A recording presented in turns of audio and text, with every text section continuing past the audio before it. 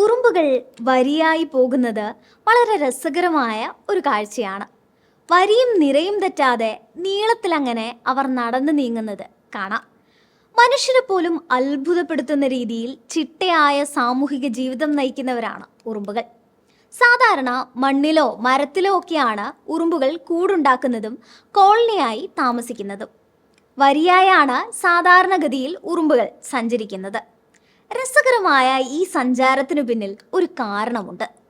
ഉറുമ്പുകൾ കൂട്ടമായി താമസിക്കുന്ന ജീവികളാണ്.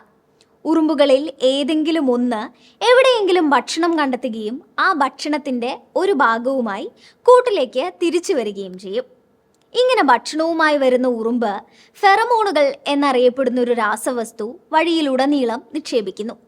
ഇതിൻ്റെ ഗന്ധത്തിലൂടെ ഭക്ഷണത്തിലേക്കുള്ള വഴി മറ്റുറുമ്പുകൾ കണ്ടെത്തുന്നു. തുടർന്നാണ് ഈ വരിയും നിരയും ഒപ്പിച്ച് ഭക്ഷണത്തിലേക്കുള്ള സഞ്ചാരം.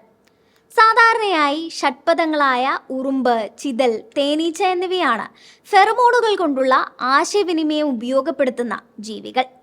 മറ്റൊരു രസകരമായ അറിവുമായി വീണ്ടും കാണാം. Thanks for watching.